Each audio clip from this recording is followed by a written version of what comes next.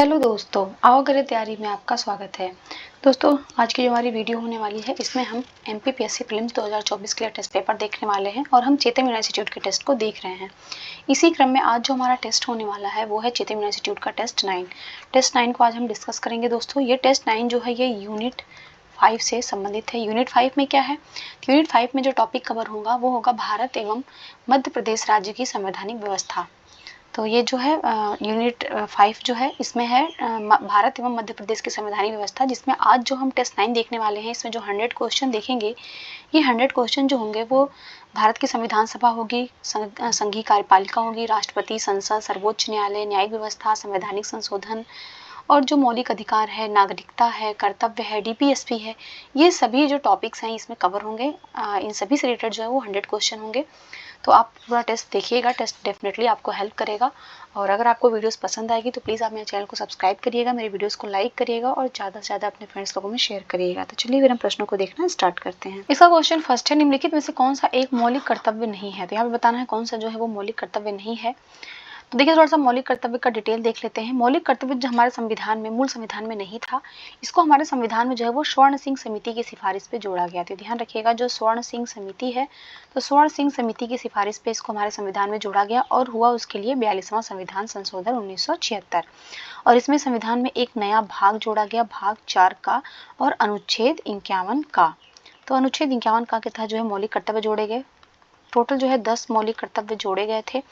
फिर होता क्या है, अब वर्तमान में कितने हैं? तो वर्तमान में 11 मौलिक कर्तव्य हैं, लेकिन बीच में एक जो मौलिक कर्तव्य जोड़ा गया वो हुआ 86वां संविधान संशोधन 2002। ये ध्यान रखिएगा, 86वां संविधान संशोधन 2002 हुआ। इसके तहत जो 6 से 14 वर्ष के जो बच्चे हैं उनको जो है फ्री एजुकेशन की बात किया गया, उनको मुफ्त शिक्षा की बात किया गया और इस वजह से जो है इसको भी मौलिक कर्तव्य में जोड़ा गया। तो टोटल मिलाकर के जो मौलिक कर्तव्य हो गए वो 11 मौलिक कर्तव्य हो गए। तो यहाँ पे देखते हैं जो मौलिक कर्तव्य दिए हैं इसमें से कौन सा जो है मौलिक कर्तव्य नहीं है।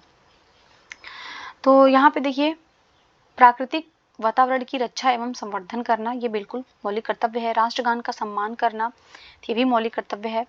और राष्ट्रीय महत्व के स्मारकों और स्थानों की रक्षा करना, तो देखिए जो राष्ट्रीय महत्व के स्मारक और स्थानों की जो रक्षा करना है ये मौलिक कर्तव्य नहीं है, ये डीपीएसपी है, नीति निर्देशक तत्व है, ये ध्यान रखिएगा। और ये बात है अनुच्छेद 49 में। तो ध्यान रखिएगा, ये डीपीएसपी है और अनुच्छेद 49 में कहा गया है कि जो राष्ट्रीय महत्व के स्मारक हैं उन स्थानों की जो है वो रक्षा करना है। तो इसका जो सही जवाब होगा वो सी हो जाएगा। सी वाला जो है मौलिक कर्तव्य नहीं है। डी भी चेक कर लेते हैं, सार्वजनिक संपत्ति की सुरक्षा करना। तो सार्वजनिक संपत्ति की जो सुरक्षा करना है ये है मौलिक कर्तव्य। तो इस प्रकार इसका जो सही जवाब होगा वो सी हो जाएगा। नेक्स्ट क्वेश्चन हम लोग देखते हैं, क्वेश्चन नंबर 2। निम्न में से किस एक का संरक्षण भारतीय नागरिक का मूल कर्तव्य है? तो किसका संरक्षण करना जो है भारतीय नागरिक का मूल कर्तव्य है। यहाँ पे भी मूल कर्तव्य पूछा गया है। तो टोटल कितने मूल कर्तव्य हैं? तो 11 मूल कर्तव्य हमने पीछे देख लिया। स्वर्ण सिंह समिति की सिफारिश पे ये जोड़े गए थे। 42वां संविधान संशोधन 1976 में हुआ था। उस समय जो है संविधान में एक नया भाग जोड़ा गया, भाग 4 का के तहत ये जोड़े गए थे। और अनुच्छेद क्या था? अनुच्छेद जो है 51 का के तहत ये जोड़े गए थे। टोटल जो है 10 मौलिक कर्तव्य थे, वर्तमान में 11 हैं। जो 11वां मौलिक कर्तव्य जोड़ा गया वो 86वां संविधान संशोधन हुआ 2002 में। और इसमें जो है 6 से जो 14 वर्ष के बच्चे हैं इनके लिए जो है फ्री एजुकेशन की बात किया गया, इसको भी मौलिक कर्तव्य में जोड़ा गया। तो यहाँ पे पूछ रहा है कि कौन सा एक जो है वो भारतीय नागरिक का मूल कर्तव्य नहीं है। तो ग्राम पंचायत, राष्ट्रीय ध्वज, अनुसूचित जाति, अनुसूचित जनजाति, वन्य प्राणी।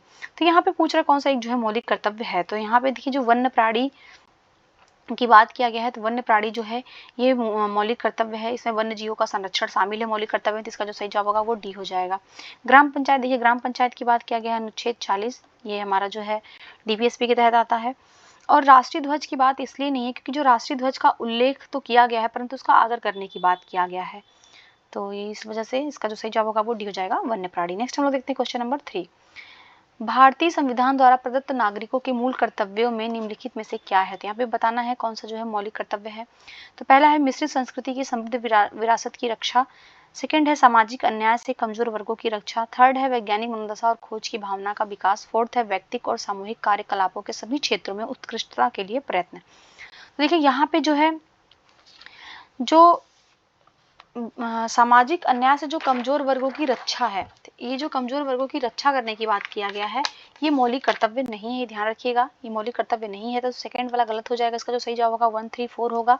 तो सी जो है इसका सही जवाब हो जाएगा 134। नेक्स्ट हम लोग क्वेश्चन देखते हैं, क्वेश्चन नंबर 4 नंबर क्वेश्चन है, भारत के संविधान के अनुच्छेद 51 का के उपबंधों के तहत प्रयुक्त पालन एवं आदर शब्द किसके लिए संबंधित है। तो अभी मैंने पीछे डिस्कस किया जो पालन एवं आदर है तो किसका, तो संविधान का। हमें क्या करना है, तो जो भारत का नागरिक है, प्रत्येक नागरिक का यह कर्तव्य होगा कि वो संविधान का पालन करेगा और उसके आदर्शों और संस्थाएं जो हैं, राष्ट्रीय ध्वज और राष्ट्रीय गान है उसका वो आदर करेगा। इसका जो सही जवाब होगा वो ए हो जाएगा। नेक्स्ट हम लोग देखते हैं क्वेश्चन 5 नंबर क्वेश्चन, भारत की प्रभुता, एकता और अखंडता की रक्षा करने और उसे अक्षुण्ण रखने के मूल कर्तव्य को किस स्थान पर रखा गया है।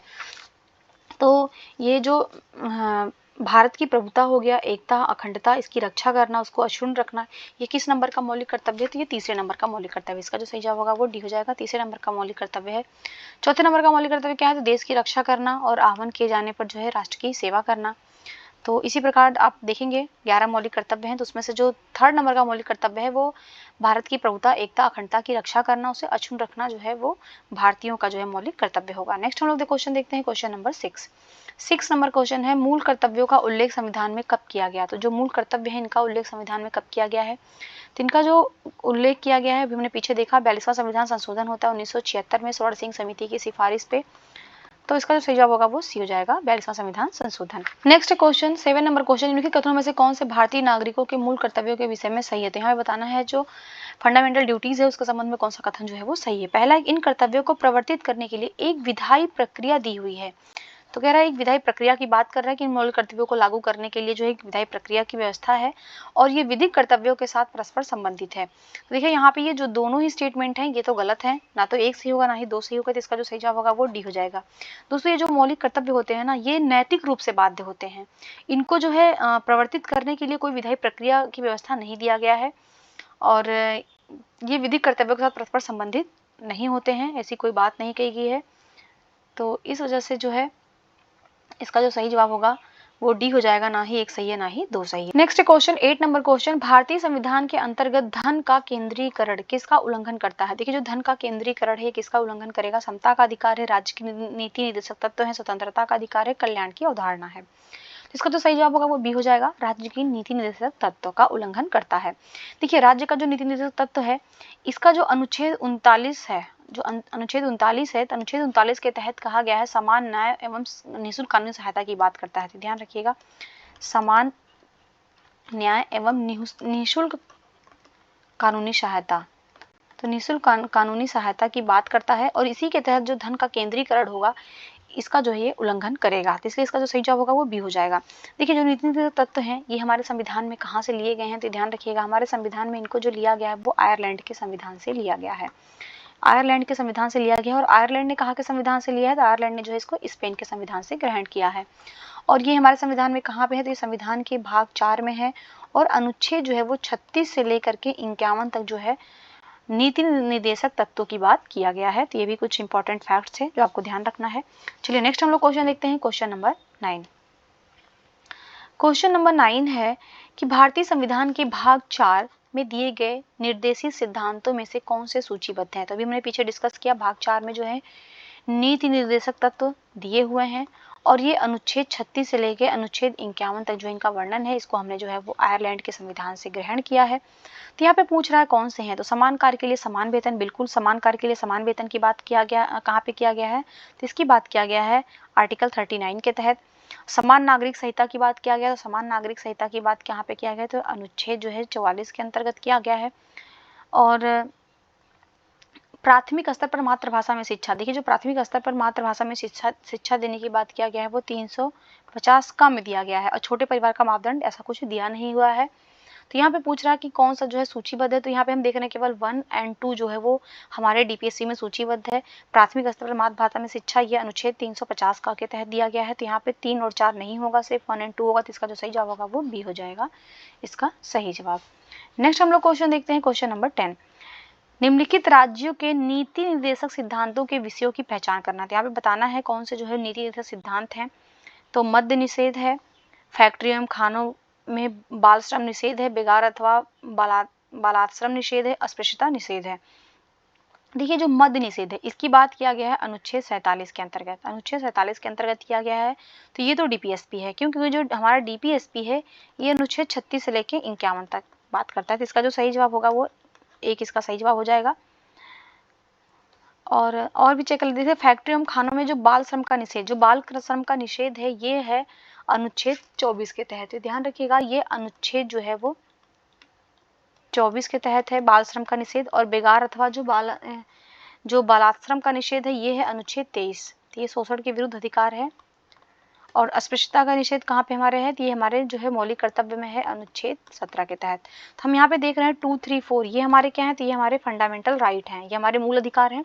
जबकि जो मद्य निषेध है ये हमारा डीपीएसपी है। तो इसका केवल एक सही होगा, तो ऑप्शन चेक कर लेते हैं। इसका जो सही जवाब होगा सी इसका सही जवाब होगा, केवल कथन एक जो है वो सही है।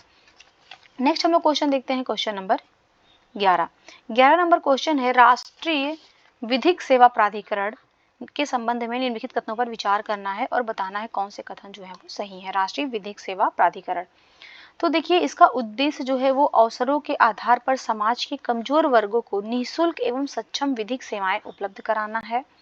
और सेकंड कह रहा है कि यह देश भर में विधिक कार्यक्रमों और योजनाओं को लागू करने के लिए राज्य विधिक सेवा प्राधिकरणों को निर्देश जारी करती है।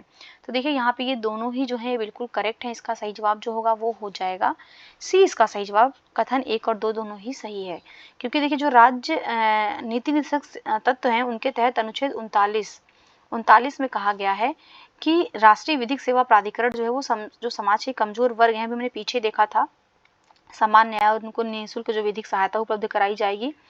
और इसके साथ ही देश भर में जो विधिक कार्यक्रम होंगे उनके योजनाओं को जो है राज्य विधिक सेवा प्राधिकरण के निर्देश और उसके वित्तीय अनुदान जो है इसको प्रदान करेगा राज्य विधिक सेवा प्राधिकरण। ध्यान रखिएगा इसका जो सही जवाब होगा वो सी हो जाएगा। दोनों ही कथन जो है बिल्कुल करेक्ट है। नेक्स्ट हम देखते हैं क्वेश्चन नंबर 12, संविधान निम्न में से किसके शोषण के विरुद्ध अधिकार को स्वीकृत करता है। तो देखिए जो शोषण के विरुद्ध अधिकार है ये कैसा अधिकार है, तो ये हमारा मूल अधिकार है, फंडामेंटल राइट है। फंडामेंटल राइट की बात कहाँ पे किया गया है, तो संविधान का जो भाग 3 है, भाग 3 जो है मूल अधिकारों से संबंधित है। भाग 3 के अनुच्छेद 12 से लेकर के 35 तक, ये ध्यान रखिएगा, अनुच्छेद 12 से लेकर के 35 तक जो है मूल अधिकारों की बात किया गया है। और इस मूल अधिकारों में जो शोषण के विरुद्ध अधिकार है, जो शोषण के विरुद्ध अधिकार है वो अनुच्छेद 23-24 जो है शोषण के विरुद्ध अधिकारों की बात करता है। और यहाँ पे जो है बच्चों के शोषण की बात किया गया है, तो स्त्रियों के शोषण की बात किया गया है और जनजातियों के शोषण की बात किया गया है। संविधान में तो दलित शब्द का कहीं प्रयोग ही नहीं है। ध्यान रखिएगा संविधान में इस शब्द का कहीं भी जो है वो उल्लेख नहीं है। 4 तो गलत हो जाएगा, 1 और 2, 3 सही हो जाएगा। तो इसका जो सही जवाब होगा वो सी इसका जो है सही जवाब हो जाएगा। नेक्स्ट है 13 नंबर क्वेश्चन, 42वें संविधान संशोधन द्वारा किस अनुच्छेद के माध्यम से श्रमिकों की प्रबंध में भागीदारी सुनिश्चित की गई है। तो जो श्रमिकों का जो भी प्रबंध होगा, जो भी मैनेजमेंट होगा, उसमें श्रमिकों की जो भागीदारी सुनिश्चित किया गया है वो किस अनुच्छेद के तहत किया गया है, तो वो अनुच्छेद 43A के तहत किया गया। इसका जो सही जवाब होगा वो डी हो जाएगा। उद्योगों के प्रबंध में कर्मचारियों की सहभागिता की बात करता है 43A। और ये हमारा जो है वो नीति निर्देशक तत्व हैं, उसमें जो है 43A को जो है 42वें संविधान संशोधन, ये भी ध्यान रखिएगा, जो 42वां संविधान संशोधन हुआ था 1976 में, इसके द्वारा जो है जोड़ा गया था। और उसमें कहा गया कि जो उद्योग का प्रबंध होगा उसमें कर्मचारियों की सहभागिता होगी। तो इसका जो सही जवाब होगा वो डी हो जाएगा। नेक्स्ट हम लोग क्वेश्चन देखते हैं, क्वेश्चन नंबर 14 नंबर क्वेश्चन है, नीति निर्देशक सिद्धांत हैं। देखिए जो नीति निर्देशक सिद्धांत हैं ये कैसे हैं, वाद योग्य हैं, वाद योग्य नहीं है, मौलिक अधिकार हैं, कोई नहीं है। तो इसका जो सही जवाब होगा दोस्तों वो हो जाएगा 20 का सही जवाब। जो नीति निर्देशक सिद्धांत है वो वाद योग्य नहीं है, अर्थात इनको आप लागू करने के लिए कोर्ट नहीं जा सकते हैं, इसमें कोर्ट का जो है सहारा नहीं ले सकते हैं, क्योंकि आपका मूल अधिकार नहीं है। तो मूल अधिकार और नीति निर्देशक तत्व में यही अंतर है, क्योंकि आप मौलिक अधिकारों को लागू करवाने के लिए कोर्ट जा सकते हैं, परंतु जो नीति निर्देशक सिद्धांत है उनको लागू करवाने के लिए आप जो है कोर्ट नहीं जा सकते हैं। नीति निर्देशक सिद्धांत जो है एक कल्याणकारी राज्य, ये भी ध्यान रखिएगा, ये कल्याणकारी राज्य की स्थापना करते हैं, अर्थात ये सरकार को जो है ये अधिकार देते हैं कि जैसे ही आपके यहाँ व्यवस्थाएं होंगी, विकास होगा, तो आप जो भी नीतियां दी हुई हैं उन नीतियों को अपने समय और परिस्थिति के अनुकूल आप लागू कर सकते हैं अपने राज्य में। चलिए नेक्स्ट हम लोग क्वेश्चन देखते हैं, क्वेश्चन नंबर 15 नंबर क्वेश्चन है, राज्य के नीति निर्देशक तत्व सहत अध्ययन, सहत नहीं होगा सहज होगा, यहाँ पे सहज अध्ययन के लिए निम्न में से कौन से भागों में विभाजित किए जा सकते हैं। तो हमें जो नीति निर्देशक तत्व हैं उनके अध्ययन के लिए उनको कुछ भागों में विभाजित किया गया है, जैसे समाजवादी है, गांधीवादी है, उदार बौद्धिकवादी है। तो इसका जो सही जवाब होगा दोस्तों वो हो जाएगा डी, इसका सही जवाब। इन सभी भागों में जो है हम नीति निर्देशक सिद्धांतों को जो है डिवाइड करके देखते हैं। नीति निर्देशक सिद्धांतों की बात हमने देख लिया है, ये संविधान के जो है वो भाग 4 में वर्णित है। इनको हमने आयरलैंड के संविधान से लिया है। इनका अनुच्छेद जो है वो 36 से 51 तक इनका अनुच्छेद है, तो ये ध्यान रखिएगा, ये वाद योग्य नहीं है।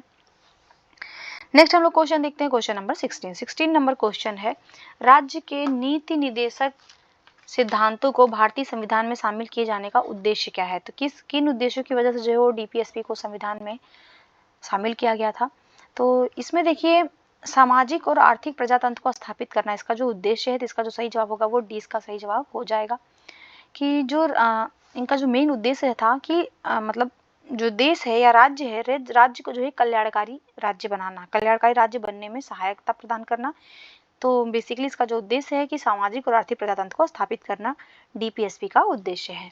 नेक्स्ट हम लोग देखते हैं 17 नंबर क्वेश्चन, निम्नलिखित में से किस व्यक्ति ने मूल अधिकारों को हमारे लोगों के लिए एक प्रतिज्ञा तथा सभ्य विश्व के साथ किया गया समझौता कहा है। तो ये किसने कहा है, अधिकारों को, जो हमारे अधिकार है, मूल अधिकार कहाँ पे है, तो हमने पीछे देख ही लिया, ये भाग 3 में है। भाग 3 में अनुच्छेद 12 से लेकर के 35 तक मूल अधिकारों की बात किया गया है। और किसने कहा था कि जो मूल अधिकार है ये हमारे लोगों के लिए एक प्रतिज्ञा तथा सभ्य विश्व के साथ किया गया एक समझौता है। तो ये स्टेटमेंट दिया था डॉक्टर एस राधाकृष्णन ने। तो इसका जो सही जवाब होगा दोस्तों वो डी, इसका सही जवाब होगा। डॉक्टर एस राधाकृष्णन ने जो है हमारे मूल अधिकारों को हमारे लोगों के लिए एक प्रतिज्ञा तथा सभ्य विश्व के साथ किया गया समझौता कहा है। नेक्स्ट है 18 नंबर क्वेश्चन, भारतीय संविधान के निम्नलिखित अनुच्छेदों में से कौन विधायन सत्ता पर पूर्ण नियंत्रण लगाता है। तो विधायन सत्ता पर कौन पूर्ण नियंत्रण लगाता है। तो देखिए यहाँ पे अनुच्छेद 14, अनुच्छेद 15, अनुच्छेद 16, अनुच्छेद 17। तो इसका जो सही जवाब होगा वो ये हो जाएगा अनुच्छेद 14। अनुच्छेद 14 जो है ये समता का अधिकार है, ये ध्यान रखिएगा, ये जो है समता की बात करता है। और ये 2 प्रकार की समता की बात करता है। पहला तो ये कहता है कि विधि के समक्ष समता होगी, ये ध्यान रखिएगा। पहला तो जो है वो विधि के समक्ष समता की बात करता है, और दूसरा है वो विधियों का समान संरक्षण की बात करता है। तो विधि के समक्ष समता और दूसरा है विधियों का समान संरक्षण।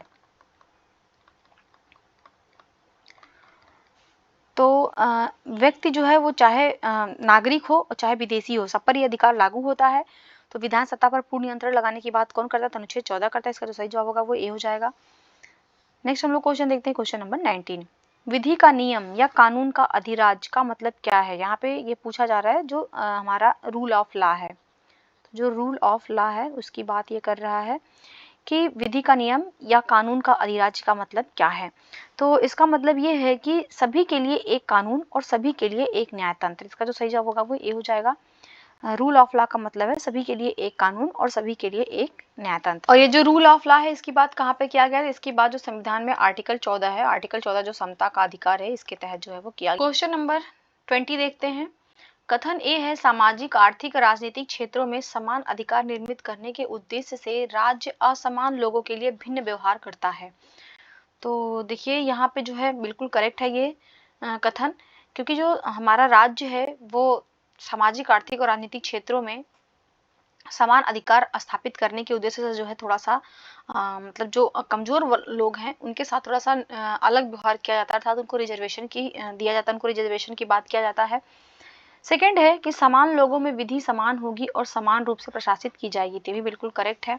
तो देखिए ये दोनों ही स्टेटमेंट बिल्कुल करेक्ट हैं और सही स्पष्टीकरण भी कर रहा है। तो इसका जो सही जवाब होगा वो डी हो जाएगा, डी इसका सही जवाब हो जाएगा। नेक्स्ट है क्वेश्चन 21 नंबर क्वेश्चन, भारत में अस्पृश्यता का निवारण में से किन उपायों द्वारा किया जा सकता है। देखिए जो अस्पृश्यता का निवारण है, देखिए पहली चीज तो ये अस्पृश्यता, जो अस्पृश्यता शब्द है इसको हमारे संविधान में या किसी अधिनियम में, हमारे संविधान में या कहीं किसी भी अधिनियम में जो है इसको परिभाषित नहीं किया गया। तो ध्यान रखिएगा इसको कहीं भी संविधान में परिभाषित नहीं किया गया है। जो हमारा मूल अधिकार है, मूल अधिकार का जो अनुच्छेद 17 है, तो अनुच्छेद 17 के तहत जो है इसके उन्मूलन की बात किया जाता है। वहाँ पे कहा गया है कि अस्पृश्यता को समाप्त करने की व्यवस्था करता है अनुच्छेद 17, और ये कहा गया है कि किसी भी रूप में इसका आचरण जो है वो निषिद्ध होगा। तो इसको समाप्त करने के लिए हम कैसे कर सकते हैं, कानून बना के कर सकते हैं, शिक्षा की उन्नति के द्वारा किया जा सकता है, और जन जागरण के द्वारा इसको जो है समाप्त किया जा सकता है। नौकरी में प्रवेश दिला करके, ये सही नहीं है, इसका कोई मतलब नहीं है, तो ये गलत है। तो 1 2 3 सही है, इसका जो सही जवाब होगा वो ए हो जाएगा इसका सही जवाब। नेक्स्ट है क्वेश्चन नंबर 23, भारतीय संविधान का कौन सा अनुच्छेद व्यक्ति के विदेश यात्रा के अधिकार को संरक्षण प्रदान करता है? देखिए, जो व्यक्ति के विदेश यात्रा के अधिकार को संरक्षण दिया गया है, ये 1978 का जो मेनका गांधी बनाम भारत संघ मामला था, ध्यान रखिएगा, मेनका गांधी बनाम भारत संघ। तो इस मामले में जो है विदेश यात्रा के अधिकार की बात किया गया था, और ये आता है अनुच्छेद 21 के तहत। अनुच्छेद 21 में क्या है, तो इसमें दैहिक स्वतंत्रता की बात किया गया है, इसमें जो है वो दैहिक स्वतंत्रता की बात किया गया है, और इसी के तहत जो है वो विदेश यात्रा के अधिकार आता है। इसका जो सही जवाब होगा वो सी हो जाएगा। इसी के अंतर्गत सुप्रीम कोर्ट ने और भी अधिकारों को माना है, जैसे मानवीय प्रतिष्ठा के साथ जीने का अधिकार हो गया, जीवन रक्षा का अधिकार, निजता का अधिकार, आश्रय का अधिकार, स्वास्थ्य का अधिकार हो गया, निःशुल्क कानूनी सहायता का अधिकार हो गया, अकेले कारावास में बंद होने के विरुद्ध अधिकार हो गया, राज्य के बाहर न जाने का अधिकार, निष्पक्ष सुनाई, ऐसे बहुत सारे जो अधिकार हैं वो अनुच्छेद 21 के अंतर्गत आते हैं। इसका जो सही जवाब होगा वो सी हो जाएगा। नेक्स्ट हम लोग क्वेश्चन देखते हैं, क्वेश्चन नंबर 24 नंबर क्वेश्चन है, उच्चतम न्यायालय के किस मामले के निर्णय के कारण संविधान के अनुच्छेद 21 के कार्य क्षेत्र का विस्तार कर शिक्षा के अधिकार को उसमें शामिल किया गया? देखिए, जो शिक्षा का अधिकार है, इसको जो मूल अधिकार बनाया गया, उसको जो शामिल किया गया, वो कौन सा केस था? तो वो उन्नी कृष्ण बनाम आंध्र प्रदेश था। तो इसका जो सही जवाब होगा वो ए हो जाएगा। उन्नी कृष्ण बनाम जो आंध्र प्रदेश सरकार का जो केस था, इसी में जो है शिक्षा के अधिकार की बात आई थी। तो ये केस कब का है, तो ये ध्यान रखिएगा, 1993 का केस है। इसमें कहा गया था कि जो 14 वर्ष तक की आयु के बच्चे हैं, उनके लिए निःशुल्क शिक्षा को अधिकार के रूप में मान्यता दिया जाएगा। इसीलिए फिर सरकार जो है अपना RT एक्ट लाती है, और जो शिक्षा का अधिकार है उसको मूल अधिकार बनाया जाता है, जो 6 से लेकर के 14 तक के वर्षों को बच्चों को जो निःशुल्क शिक्षा दिया जाता है। नेक्स्ट 25 नंबर क्वेश्चन, प्रत्यक्ष बंदीकरण अधिनियम, डायरेक्ट डिटेंशन एक्ट की बात कर रहा है, के अंतर्गत एक व्यक्ति को बिना मुकदमा चलाए कितने समय तक जो उसको बंदी बनाया जा सकता है? तो ये निवारक निरोध अधिनियम की बात कर रहा है। ये जो है वो निवारक निरोध अधिनियम की बात किया जा रहा है। इसमें अगर किसी व्यक्ति को गिरफ्तार किया जाता है तो उस पर बिना मुकदमा चलाए उसको कितने समय तक रखा जाता है? देखिए, जो अनुच्छेद 12 है हमारे संविधान का, जो हमारे संविधान का अनुच्छेद जो 22 है, 12 मैंने बोल दिया, अनुच्छेद जो 22 है वो यहाँ पे जो है गिरफ्तारी एवं निरोध से संरक्षण प्रदान करता है। और इसमें जो है वो 2 प्रकार का जो व्यक्ति को हिरासत में रखा जाता है, तो यहाँ पे 2 प्रकार की हिरासत की बात किया गया है। ध्यान से देखिएगा, ये 2 प्रकार का हिरासत कैसा, एक तो है वो दंड विषयक है और एक है निवारक। एक है दंड विषयक और एक है निवारक। तो क्वेश्चन में ये निवारक वाला पूछ रहा है। दंड विषयक क्या होता है? दंड विषयक ये होता है कि अगर जो कोई व्यक्ति है, उस व्यक्ति को अदालत ने दोषी ठहरा दिया है, अब उसको दंड जो है वो दिया गया है। तो यहाँ मतलब यहाँ पे जो दंड विषयक है, इसमें जो है अदालत में वो व्यक्ति जो है वो गिल्टी प्रूफ हो चुका है, उसको दंड दिया जा रहा है। निवारक में क्या होता है? निवारक में क्या होता है कि आप भी संदेह है, शक के आधार पर व्यक्ति को जो है गिरफ्तार कर लिया जाता है और उसमें बिना सुनवाई के अदालत में इसको दोषी ठहराया जाता है। इसका उद्देश्य क्या होता है? तो ये किसी व्यक्ति को जो है पिछले अपराध के आधार पर दंडित नहीं करना होता है, बल्कि भविष्य में अगर कोई ऐसा अपराध ना कर सके, इसके लिए उसको चेतावनी देना होता है निवारक के अंतर्गत। तो यही पूछ रहा है कि जो हम शक के आधार पर व्यक्ति को गिरफ्तार कर लेते हैं, जिसको निवारक निरोध कहा जाता है, इसमें जो है कितने समय तक व्यक्ति को बिना मुकदमा चलाए हम रख सकते हैं? तो देखिए, बिना मुकदमा चलाए इसको हम 3 माह तक रख सकते हैं। इसलिए इसका जो सही जवाब होगा वो 20 का सही जवाब हो जाएगा। नेक्स्ट हम देखते हैं क्वेश्चन 26 नंबर क्वेश्चन, संविधान के अनुच्छेद 25 के अनुसार धर्म स्वतंत्रता का अधिकार किसके अधीन नहीं है? देखिए, जो संविधान का अनुच्छेद 25 है, ये स्वतंत्रता की बात करता है। तो जो स्वतंत्रता का अधिकार है हमारे संविधान में, स्वतंत्रता का अधिकार तो भाग 3 में ही है। तो भाग 3 में जो स्वतंत्रता का अधिकार है, ये अनुच्छेद 25 से लेकर के 28 तक, तो 25 से लेकर 28 तक जो है वो धार्मिक स्वतंत्रता की बात करता है। तो ये किसके अधीन नहीं है, यहाँ पे ये पूछा जा रहा है।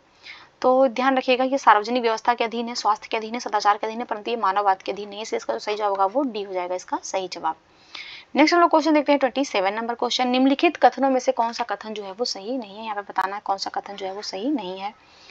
तो पहला है कि के एम मुंशी संविधान का प्रारूप बनाने वाले समिति के एक सदस्य थे। देखिए, बिल्कुल करेक्ट है। जो के.एम. मुंशी थे वो संविधान का प्रारूप बनाने वाली जो समिति थी उसके एक सदस्य थे। ये संविधान सभा द्वारा भारतीय संविधान स्वीकार किया गया था। तो जो हमारे संविधान सभा थी उसने जो है संविधान को स्वीकार किया था, ये बिल्कुल करेक्ट है।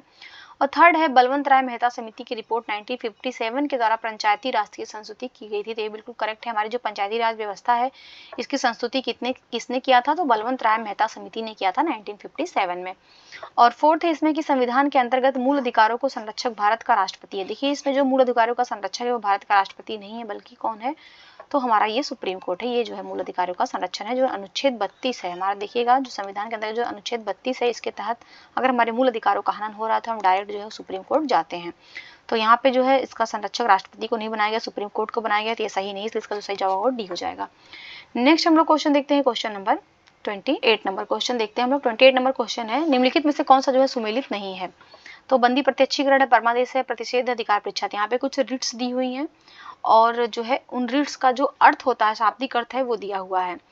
तो ये ध्यान रखिएगा, जो रिट की बात किया गया है, तो रिट जो है थोड़ा सा देख लेते हैं रिट के बारे में। तो ये जो रिट जारी करने की जो शक्ति है, जो रिट जारी करने की शक्ति है, ये सुप्रीम कोर्ट और हाई कोर्ट दोनों को रिट जारी करने की शक्ति है। सुप्रीम कोर्ट जो रिट जारी करता है वो अनुच्छेद 32 के तहत जारी करता है, और हाई कोर्ट जो रिट जारी करता है 226 के तहत जारी करता है।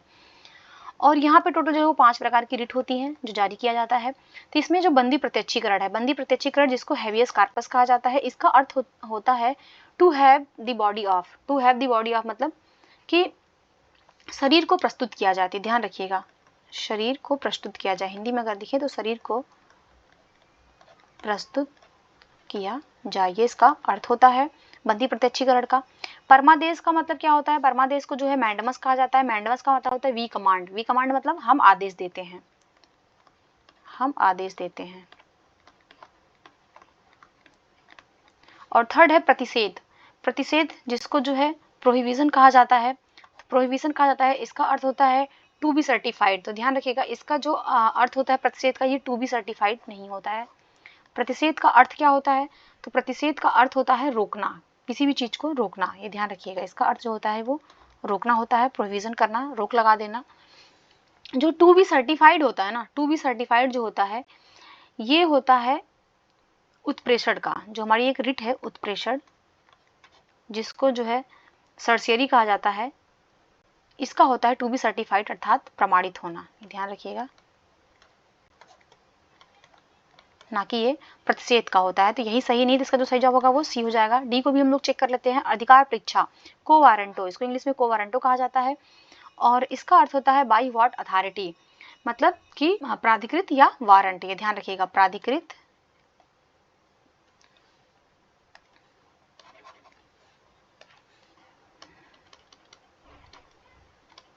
प्राधिकृत या वारंट जो है इसका अर्थ होता है।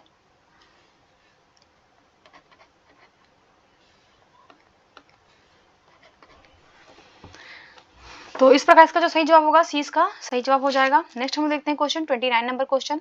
जोखिम भरे उद्योगों में बाल श्रम का उपयोग निषिद्ध किया गया है। तो जो जोखिम भरे उद्योग है वहां पे बाल श्रम का उपयोग जो है या बाल श्रम को रोक लगाया गया है। तो कौन से संविधान के तहत लगाया गया है? तो यहाँ पे इसको ध्यान रखिएगा, भारत का संविधान दिया 10 दिसंबर 1996 को सर्वोच्च न्यायालय के निर्णय द्वारा, संयुक्त राष्ट्र के चार्टर द्वारा, उपयुक्त सभी के द्वारा। इन सभी के द्वारा जो है हमारे कारखाने आदि में जो बालक होते हैं उनके नियोजन का निरोध किया गया है। तो संविधान में कहाँ पे किया गया? तो ये भी ध्यान रखिएगा, संविधान में शोषण के विरुद्ध अधिकार है। शोषण के विरुद्ध अधिकार की बात कहाँ पे किया गया? तो अनुच्छेद 23 के तहत जो ये बात किया गया है। नेक्स्ट हम देखते हैं क्वेश्चन 30 नंबर क्वेश्चन। निम्न में से कौन से कथन सिक्किम के संबंध में सही है? तो सिक्किम के संबंध में पूछ रहा है, कौन से कथन जो है वो सही है? तो पहला है कि 1975 में ये भारत का अभिन्न अंग बन गया था। सेकेंड, इसे वनस्पति शास्त्रियों का स्वर्ग माना जाता है। थर्ड है कि इसके जो मुख्य निवासी होते हैं उनको लेप्चा लोग होते हैं। देखिए यहाँ पे ये तीनों स्टेटमेंट बिल्कुल करेक्ट है। इसका जो सही जवाब होगा वो डी हो जाएगा। 1, 2, 3 तीनों ही जो है वो करेक्ट है। देखिए जो सिक्किम है, सिक्किम को 36वां संविधान संशोधन हुआ था। 36वां जो संविधान संशोधन हुआ था 1975 के द्वारा, इसके द्वारा जो है इसको राज्य का दर्जा दिया गया था और भारत का अभिन्न बनाया गया था, अभिन्न अंग बना लिया गया था।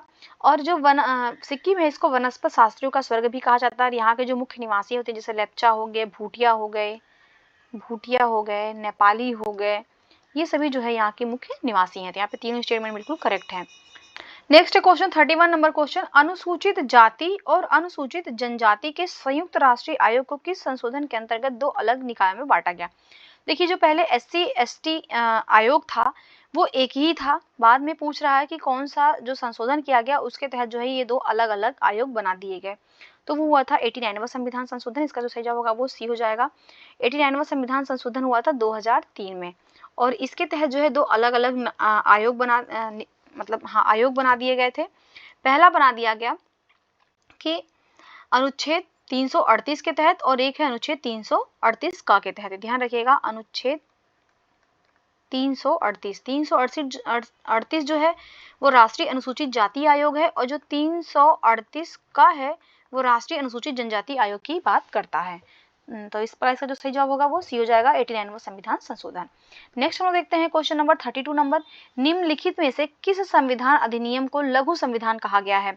तो कौन सा संविधान है जिसको लघु संविधान की संज्ञा दी जाती है, अर्थात यहाँ पे कौन सा संविधान संशोधन हुआ है जिसको लघु संविधान की संज्ञा दी जाती है? तो देखिए 42वां संविधान संशोधन सभी को पता होगा, इसका जो सही जवाब होगा वो ए हो जाएगा। 42वां संविधान संशोधन कब हुआ था? तो 1976 में हुआ था। इसके तहत जो है बहुत सारी चीजें संविधान में चेंज की गई थी, इसलिए इसको जो है लघु संविधान का दर्जा दिया जाता है।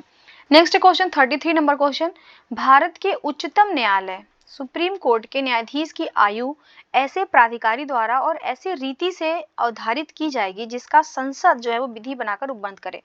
अर्थात ये जो सुप्रीम कोर्ट के जजेस होते हैं इनकी आयु के बारे में जो भी चेंजेस किया जाएगा वो संसद को अधिकार है करने का, और ये कब किया गया था? तो 15वां जो संविधान संशोधन हुआ था इसके तहत किया गया था। तो इसका जो सही जवाब होगा वो ए हो जाएगा। देखिए जो सुप्रीम कोर्ट की बात किया गया है, पहली चीज तो हमारे भारत में जो न्याय की व्यवस्था है, हमारे जो यहाँ न्याय की व्यवस्था है वो हमारे यहाँ एकीकृत न्याय प्रणाली है।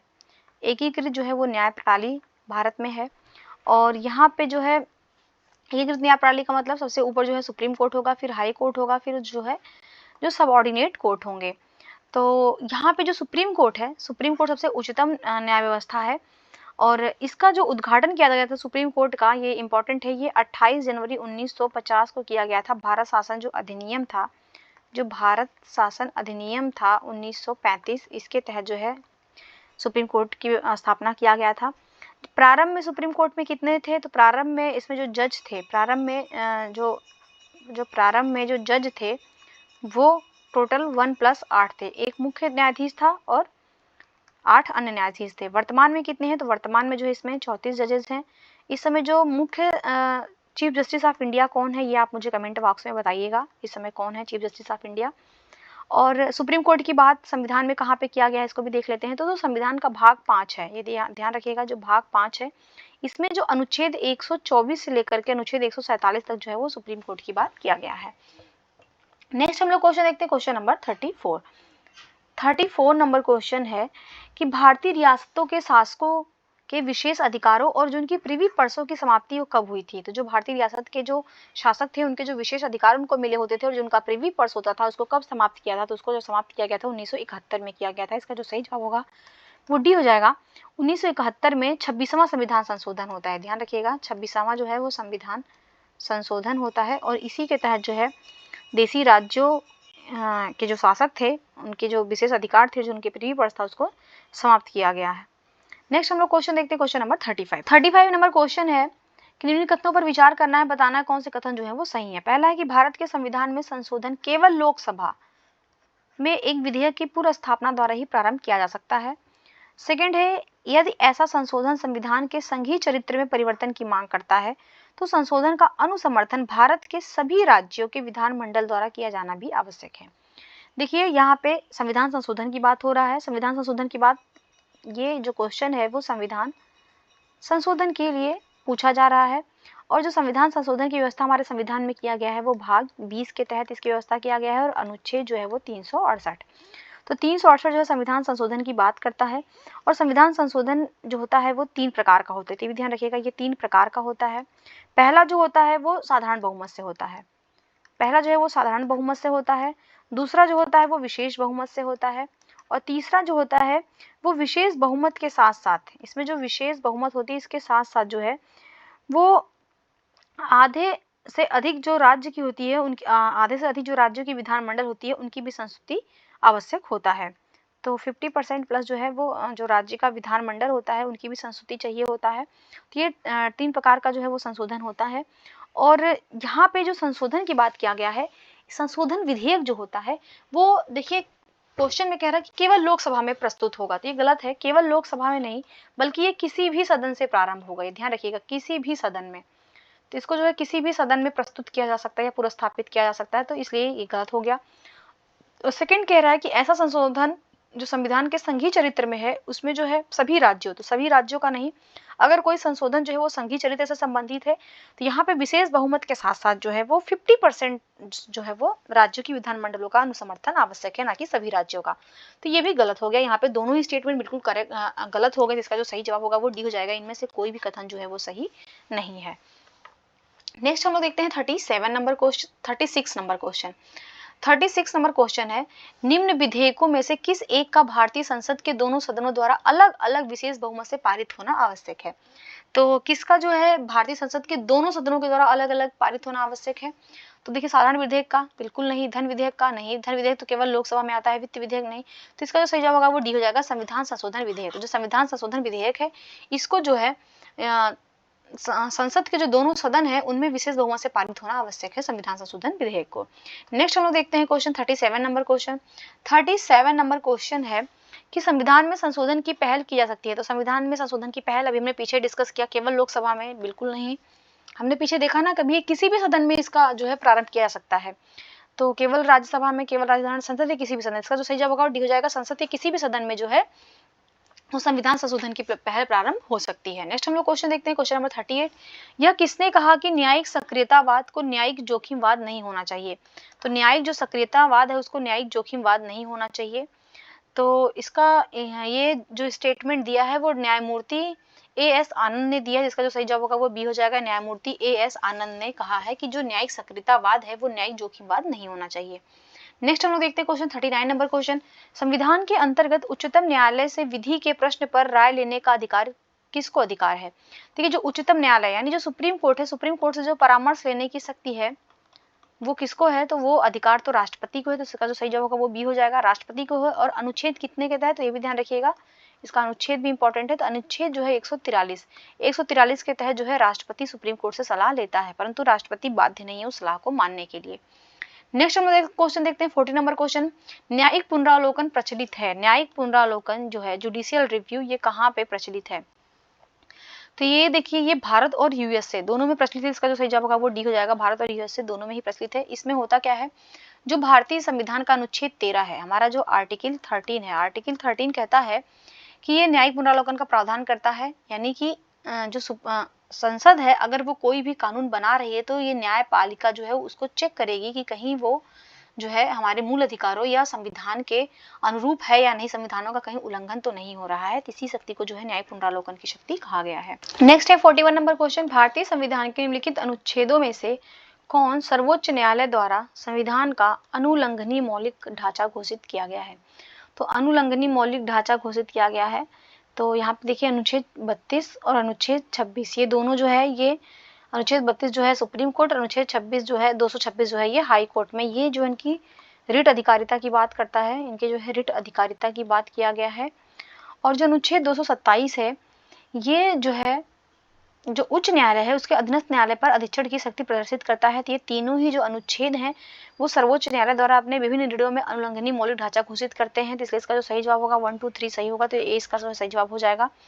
देखिए, अनुच्छेद जो 245 है ये संसद को जो है संपूर्ण भारत या किसी उसके एक हिस्से के लिए कानून बनाने की शक्ति देता है। तो ये जो है ये कानून बनाने की शक्ति देता है किसको? तो कानून बनाने की जो ये शक्ति देता है ये संसद को प्रदान करता है कि संसद जो है वो भारत के एक हिस्से या संपूर्ण भारत के लिए जो है कानून बना सकता है। नेक्स्ट हम देखते हैं 42 नंबर क्वेश्चन। 42 नंबर क्वेश्चन लिखित कथनों पर विचार करना है और बताना है कौन सा एक कथन जो है वो सही है। तो पहला है कि सर्वोच्च न्यायालय केवल मूल क्षेत्राधिकार रखता है, और सेकंड है कि यह केवल मूल एवं अपीली क्षेत्राधिकार रखता है, यह केवल परामर्श संबंधी है तथा अपीली क्षेत्राधिकार रखता है, यह मूल अपीली परामर्श संबंधी क्षेत्राधिकार रखता है। तो ये बिल्कुल सही है। सुप्रीम कोर्ट है इसके पास, इसका जो है मूल क्षेत्राधिकार है, अपीली क्षेत्राधिकार है, परिमाण संबंधी जो परामर्श देता है राष्ट्रपति को, ये सभी क्षेत्राधिकार है। तो इसका जो सही जवाब होगा वो डी हो जाएगा। और ये किस अनुच्छेद के तहत किया गया है? तो जो सुप्रीम कोर्ट का जो क्षेत्राधिकार की बात किया गया है ये अनुच्छेद 131, ये ध्यान रखिएगा, अनुच्छेद 131 के तहत जो है न्यायालय के मूल क्षेत्राधिकार, और जो अनुच्छेद 132 से लेकर के 136 के तहत अपीली क्षेत्राधिकार है, ये भी ध्यान रखिएगा। अपीली कहाँ पे है, तो 132 से लेकर के 136 के तहत अपीली क्षेत्राधिकार है, और परामर्श संबंधी जो क्षेत्राधिकार है वो अनुच्छेद 143 के तहत इसका वर्णन संविधान में किया गया है। नेक्स्ट क्वेश्चन 43 नंबर क्वेश्चन, निम्नलिखित में से किस में उच्चतम न्यायालयों के न्यायाधीशों की नियुक्ति में कार्यपालिका, विधायिका एवं मुख्य न्यायाधीश की भागीदारी की अनुशंसा की गई है? तो ये किया गया है सेकेंड ARC, जो द्वितीय प्रशासनिक सुधार आयोग है, इसमें बात किया गया। इसका जो सही जवाब होगा वो सी हो जाएगा। नेक्स्ट हम लोग देखते हैं क्वेश्चन 44 नंबर क्वेश्चन, भारत के सर्वोच्च न्यायालय के कार्यवाहक मुख्य न्यायाधीश की नियुक्ति करता है। तो जो न्यायालय के कार्यवाहक जो मुख्य न्यायाधीश होते हैं, इनकी नियुक्ति कौन करता है? तो इनकी जो नियुक्ति करता है वो राष्ट्रपति के द्वारा होती है। इसका जो सही जवाब होगा वो सी हो जाएगा। राष्ट्रपति इनकी नियुक्ति करता है, और राष्ट्रपति जो है वो अनुच्छेद, ये ध्यान रखिएगा, अनुच्छेद जो है 126, तो अनुच्छेद 126 के तहत जो है सर्वोच्च न्यायालय के कार्यवाहक मुख्य न्यायाधीश की नियुक्ति जो है राष्ट्रपति के द्वारा की जाती है। ये तब होगा जब मुख्य न्यायाधीश का पद रिक्त हो अथवा वो अपने कर्तव्यों का निर्वहन करने में असमर्थ हो। नेक्स्ट हम लोग देखते हैं क्वेश्चन 45 नंबर क्वेश्चन, निम्नलिखित कथनों पर विचार करना है, बताना कौन से कथन जो है वो सही है। तो संसद भारत के उच्चतम न्यायालय की अधिकारिता को विस्तारित नहीं कर सकती है, क्योंकि उसकी अधिकारिता वही है जो संविधान ने प्रदान की है। देखिए बिल्कुल गलत है, क्योंकि जो संविधान का अनुच्छेद 138 है, ध्यान रखिएगा, जो अनुच्छेद 138 है, तो अनुच्छेद 138 के तहत संसद जो है विधि बनाकर उच्चतम न्यायालय को जो है संघ सूची के संबंध में अतिरिक्त अधिकारिता को विस्तारित कर सकती है, इसलिए पहला तो गलत हो गया। सेकेंड है कि उच्चतम न्यायालय और उच्च न्यायालय के अधिकारी और सेवक संबंध मुख्य न्यायमूर्ति द्वारा नियुक्त किए जाते हैं, और न्यायालयों का प्रशासनिक व्यय भारत की संचित निधि पर भारित होता है। देखिए यहाँ पे जो उच्चतम न्यायालय और जो उच्च न्यायालय है, तो उच्च न्यायालय का जो व्यय होता है ये राज्य की, ध्यान रखिएगा, ये राज्य की जो संचित निधि होती है उस पर भारित होता है। इनका जो पेंशन दिया जाता है वो देश की संचित निधि पे भारित होता है। तो यहाँ पे सेकेंड वाला भी गलत हो गया, तो इसका जो सही जवाब होगा वो डी हो जाएगा। ना ही एक सही है, ना ही दो सही है। नेक्स्ट हम लोग क्वेश्चन देखते हैं, क्वेश्चन नंबर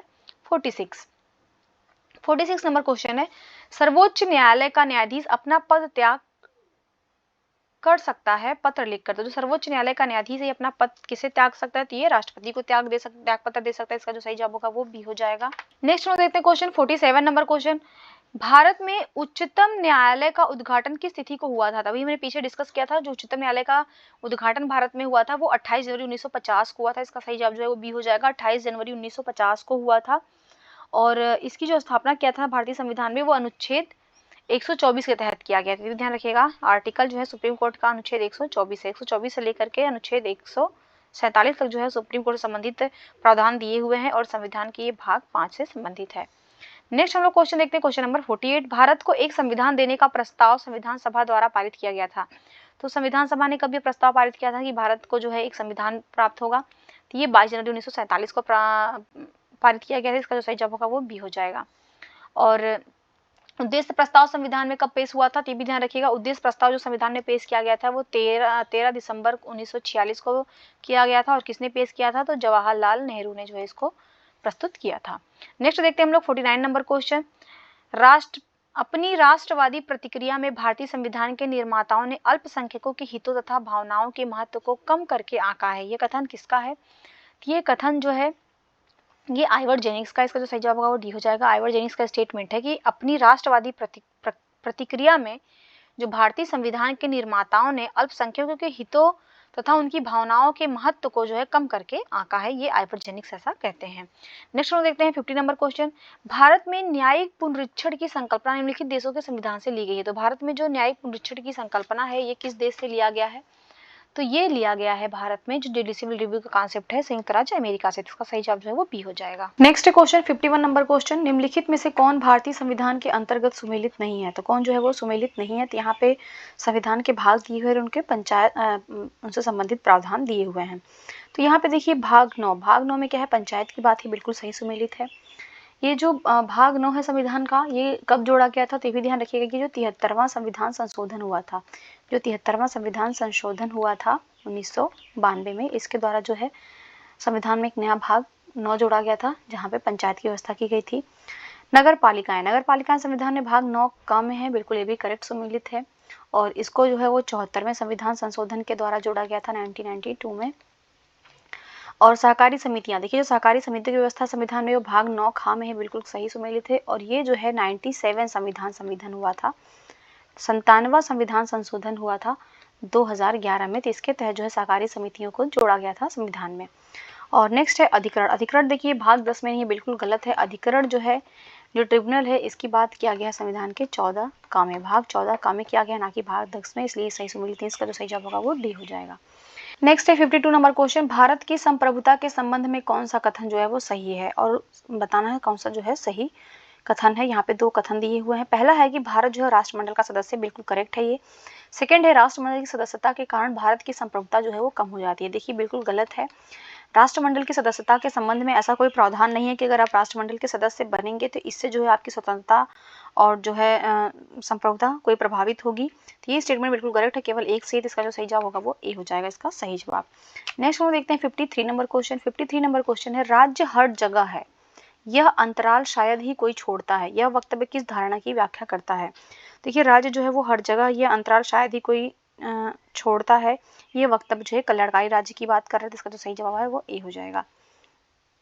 नेक्स्ट हम देखते हैं 54 नंबर क्वेश्चन कि कथन है संघीय कार्यपालिका का मुखिया भारत का राष्ट्रपति होता है। देखिए जो संघीय कार्यपालिका उसका जो मुखिया होता है भारत का राष्ट्रपति होता है। कारण है इसका राष्ट्रपति की शक्तियों की कोई सीमा नहीं है। तो देखिए यहाँ पे कथन तो सही है परंतु इसका कारण सही नहीं है। क्यों? क्योंकि देखिए जो संघीय कार्यपालिका होती है इसका जो मुखिया होता है वो राष्ट्रपति होता है, बिल्कुल करेक्ट है, ये बात कहा गया है संविधान के जो है आर्टिकल 52 से लेकर के 78 तक जो है वो संघीय सरकार की बात करता है, संघीय कार्यपालक की बात करता है, और वहीं पे कहा गया है कि जो संघीय कार्यपालिका का जो मुखिया होगा वो भारत का राष्ट्रपति होगा। और राष्ट्रपति की शक्तियों की कोई सीमा नहीं है, गलत है। क्यों? क्योंकि जो अनुच्छेद 74 है, ये ध्यान रखिएगा, जो अनुच्छेद 74 है वहां पे लिखा गया है कि राष्ट्रपति अपने जो कृत्यों का जो प्रयोग करेगा वो मंत्रिपरिषद की सलाह पे करेगा। तो इस प्रकार जो है राष्ट्रपति पूरा एकदम स्वतंत्र नहीं है कुछ भी करने के लिए, उसको राष्ट्रपति की मंत्रिपरिषद की सलाह पे ही काम करना होगा। तो यहाँ पे सिर्फ कथन सही है, कारण गलत है। तो इसका जो सही जवाब होगा वो इसका सी, इसका जो है सही जवाब हो जाएगा। ए सही किंतु आर जो है वो गलत है। नेक्स्ट हम देखते हैं 55 नंबर क्वेश्चन, राष्ट्रपति के उम्मीदवार के लिए क्या आवश्यक नहीं है। तो देखिए जो राष्ट्रपति के उम्मीदवार की बात किया गया, पहली चीज तो जो राष्ट्रपति के निर्वाचन की शक्ति जो दिया है, जो राष्ट्रपति का पद है निर्वाचन की बात करता है, वो अनुच्छेद 58 में किया गया है। इसके तहत कहा गया कि राष्ट्रपति को जो है निर्वाचित होने के लिए कुछ अर्हताओं का उल्लेख किया गया। इसमें जैसे उसकी आयु 35 वर्ष हो, सांसद चुने जाने की उसके पास योग्यता हो और देश का नागरिक हो। ये तीनों तो है परंतु ये पढ़ा लिखा हो ये जरूरी नहीं है। तो इसका जो सही जवाब होगा वो बी हो जाएगा। नेक्स्ट हम देखते हैं क्वेश्चन 56 नंबर क्वेश्चन, अगर भारत के राष्ट्रपति के चुनाव में कोई विवाद है तो उस विवाद को सौंपा जा सकता है। तो उस विवाद को किसे सौंपा जाएगा? तो देखिए जो राष्ट्रपति से संबंधित कोई भी विवाद होगा उसको अनुच्छेद 71 के तहत, जो अनुच्छेद 71 के तहत ये कहा गया है कि भारत के जो सर्वोच्च न्यायालय है उसको सौंपा जाएगा और उसके द्वारा जो दिया गया निर्णय होगा वही अंतिम निर्णय होगा। तो इसका जो सही जवाब होगा वो सी हो जाएगा। नेक्स्ट हम देखते हैं 57 नंबर क्वेश्चन, राष्ट्रपति द्वारा जारी एक अध्यादेश संसद के सत्र शुरू होने के बाद कितने समय तक रखा जाना आवश्यक है। देखिए जो राष्ट्रपति के अध्यादेश जारी करने की शक्ति है वो अनुच्छेद 123 के तहत है। अनुच्छेद 123 के तहत जो है राष्ट्रपति को ये अधिकार है कि वो अध्यादेश जारी करेगा। और अध्यादेश कब जारी करेगा? जब संसद सत्र न चल रहा हो उस समय जो है राष्ट्रपति को जो है अध्यादेश जारी करने की शक्ति है। और अध्यादेश जो है वो संसद के द्वारा बनाए गए कानून के जैसे ही काम करता है। परंतु अगर संसद का सत्र शुरू होता है तो उसको जो है 6 सप्ताह के अंदर जो है उसको अनुमोदित किया जाना चाहिए। तो इसका जो सही जवाब होगा वो 20 का सही जवाब हो जाएगा, 6 सप्ताह। नेक्स्ट हम देखते हैं क्वेश्चन 58 नंबर क्वेश्चन, भारत के निम्नलिखित राष्ट्रपतियों में से कौन ट्रेड यूनियन आंदोलन से संबंधित रहे हैं। तो ट्रेड यूनियन आंदोलन से कौन संबंधित रहे हैं? तो वो वीवी गिरी रहे। इसका जो सही जवाब होगा वो ए हो जाएगा। वीवी गिरी जो है ये भारत के 4th नंबर के राष्ट्रपति रहे। इनका जो कार्यकाल रहा है 1969 से लेकर के 1974 के बीच में रहा है। और ये ट्रेड यूनियन आंदोलन से संबंधित रहे हैं। ये 2 बार अखिल भारतीय ट्रेड यूनियन कांग्रेस के अध्यक्ष भी रह चुके हैं। नेक्स्ट हम देखते हैं क्वेश्चन 59 नंबर क्वेश्चन, निम्नलिखित में से किसने भारत के उपराष्ट्रपति का पद संभाला। तो भारत के उपराष्ट्रपति का पद किसने संभाला है? तो यहाँ पे देखिए मोहम्मद हिदायतुल्लाह ने संभाला है और शंकर दयाल शर्मा ने संभाला है। तो इसका जो सही जवाब होगा वो 20 का जो है सही जवाब हो जाएगा। मोहम्मद हिदायतुल्लाह जो थे ये 1979 से लेके 84 के मध्य जो है, और शंकर दयाल शर्मा जो हैं ये 1987 से लेकर के 92 के मध्य जो है ये उपराष्ट्रपति ये लोग रहे हैं। नेक्स्ट है 60 नंबर क्वेश्चन, संविधान में मंत्रिमंडल शब्द का एक ही बार प्रयोग हुआ है और वो है, देखिए जो मंत्रिमंडल शब्द है इसका प्रयोग संविधान में एक ही बार हुआ है और कहाँ पे हुआ है? तो ये अनुच्छेद 352 के तहत हुआ है। इसका जो सही जवाब होगा वो ए हो जाएगा। अनुच्छेद 352 में कहा गया है कि आपातकाल की बात ये करता है कि आपातकाल जब लगाया जाएगा तो 44वां जो संविधान संशोधन हुआ था 1978 का, उसके तहत ये उपबंध किया गया था कि मंत्रिमंडल के लिखित आदेश पर ही जो है राष्ट्रपति शासन लगा सकता है। तो इसका जो सही जवाब होगा वो ए हो जाएगा। नेक्स्ट देखते हैं 61 नंबर क्वेश्चन। भारत की संसद के संबंध में निम्नलिखित में से कौन सा कथन जो है वो सही नहीं है? तो संसद के बारे में पूछ रहा है। तो संसद का वर्णन संविधान में कहाँ पे है, ये भी ध्यान रखिएगा। संसद का वर्णन जो संविधान के भाग 5 में है, अनुच्छेद 79 से लेके 122 तक जो है वो संसद के गठन हो गया, विधि, प्रक्रिया, विशेषाधिकार, शक्ति, इन सभी की बात जो है वो किया गया संविधान में। तो पहला है कि संविधान में एक संसदीय प्रणाली सरकार का प्रावधान है, तो बिल्कुल करेक्ट है ये। जो संसदीय सरकार प्रणाली की बात हमारे संविधान में किया गया, इसको जो है कैबिनेट सरकार भी कहा जाता है। सेकेंड है कि संसद का सर्वप्रमुख कार्य है मंत्रिमंडल का प्रावधान करना, तो बिल्कुल करेक्ट है ये। जो संसदीय प्रणाली होती है, संसद होता है, वो एक मंत्रिमंडल का निर्माण करता है। थर्ड है मंत्रिमंडल की सदस्यता निम्न सदन तक सीमित है, तो ये गलत है। ये निम्न सदन तक सीमित नहीं है, ये लोकसभा और राज्यसभा किसी भी सदन से आ सकते हैं। इवन ये सदन के बाहर के भी व्यक्ति होते हैं मंत्रिमंडल में सदस्य, लेकिन शर्त ये होती है कि उनको 6 माह के भीतर जो है वो किसी भी सदन की सदस्यता लेनी पड़ती है। तो ये वाला सही नहीं होगा, तो इसलिए इसका जो सही जगह होगा वो सी हो जाएगा। डी भी देख लेते हैं। मंत्रिमंडल को लोकप्रिय सदन में बहुमत का विश्वास प्राप्त रहना चाहिए, तो बिल्कुल करेक्ट है। जो हमारा मंत्रिमंडल होता है ये जो है लोकसभा के प्रति जो है सामूहिक रूप से उत्तरदायी होती है, तो इस वजह से जब तक वो शासन कर सकती है जब तक उसको लोकसभा में बहुमत हो, तो इसलिए ये भी जो है बिल्कुल करेक्ट है। नेक्स्ट हम लोग देखते हैं क्वेश्चन नंबर 62। मंत्रिपरिषद के विरुद्ध अविश्वास प्रस्ताव लाने के लिए लोकसभा के सदस्यों की संख्या होनी चाहिए। तो अगर अविश्वास प्रस्ताव मंत्रिपरिषद के विरुद्ध आ रहा है तो उसमें लोकसभा के सदस्यों की संख्या कितनी होनी चाहिए? देखिए, जो अविश्वास प्रस्ताव है, अविश्वास प्रस्ताव जो है ये लोकसभा के प्रक्रिया एवं संचालन संबंधी नियम 198 के तहत लाया जाता है और ये लोकसभा में कम से कम 50 सदस्यों का अनुसमर्थन चाहिए। इसका जो सही जवाब होगा वो सी हो जाएगा, कम से कम 50 सदस्यों का अनुसमर्थन चाहिए। और अगर ये अविश्वास प्रस्ताव पास हो जाता है तो जो सरकार होती है, जो मंत्रिमंडल होता है, उसको जो है वो त्यागपत्र देना पड़ता है। तो ध्यान रखिएगा, उसको जो है त्यागपत्र देना पड़ता है। और अनुच्छेद 15 क्योंकि जो आर्टिकल हमारा 75 है उसमें ये कहा गया है कि मंत्रिपरिषद जो है वो लोकसभा के प्रति उत्तरदायी होगी। तो ये ध्यान रखिएगा, वो तभी तक रहेगी जब तक उसको लोकसभा में विश्वास है। नेक्स्ट हम लोग देखते हैं क्वेश्चन 63 नंबर क्वेश्चन। केंद्रीय मंत्रिपरिषद के त्यागपत्र देने के उपरांत निम्नलिखित में से कौन सा एक सही स्थिति नहीं है? तो केंद्रीय मंत्रिपरिषद के त्यागपत्र देने के उपरांत निम्नलिखित में से कौन सी एक स्थिति सही नहीं है? तो राष्ट्रपति शासन लागू हो जाएगा। राष्ट्रपति वैकल्पिक व्यवस्था बनने तक उन्हें बने रहने के लिए कहेंगे। और नेक्स्ट है कि वैकल्पिक सरकार से अभिप्राय है कि यथासंभव शीघ्र नई सरकार का गठन हेतु आम चुनाव कराया जाएगा और अपदस्थ जो मंत्रिपरिषद है वो अपने पद पर नई सरकार बनने तक पदभाग को निर्वाह करेगी। देखिए, यहाँ पे ये जो केंद्रीय मंत्रिपरिषद यानी जो मंत्रिमंडल है, अगर वो त्यागपत्र दे देती है तो राष्ट्रपति शासन लागू हो जाएगा। ये ऐसा कहीं भी संविधान में नहीं लिखा गया है, इसलिए इसका जो सही जवाब होगा वो ए हो जाएगा। बाकी अगर मंत्रिपरिषद त्यागपत्र दे देती है तो राष्ट्रपति जो है वो वैकल्पिक व्यवस्था बनाने तक उन्हें बने रहने के लिए कहेगा। और वैकल्पिक व्यवस्था से अभिप्राय ये है कि जितना जल्दी हो सके उतने जल्दी आम चुनाव की बात की जाएगी और जब तक नई सरकार बनकर नहीं आती है तब तक वो पदस्थ मंत्रिमंडल ही क्या करेगा, अपना कार्यभार संभालेगा। नेक्स्ट हम लोग देखते हैं क्वेश्चन नंबर 64 नंबर क्वेश्चन है कि भारत में स्वतंत्रता के पश्चात प्रथम मंत्रिमंडल का कानून मंत्री कौन था? तो स्वतंत्रता के पश्चात जो प्रथम मंत्रिमंडल बना था उसमें कानून मंत्री कौन था? तो उसमें बी आर अम्बेडकर थे। बिल्कुल इसका जो सही जवाब होगा वो डी हो जाएगा। नेक्स्ट हम देखते हैं क्वेश्चन 65 नंबर क्वेश्चन। निम्नलिखित में से किसका या किन लोगों का स्वतंत्र भारत के प्रथम मंत्रिमंडल 1947 का पोर्टफोलियो उनके अंतरिम सरकार 1946 के पोर्टफोलियो से भिन्न था?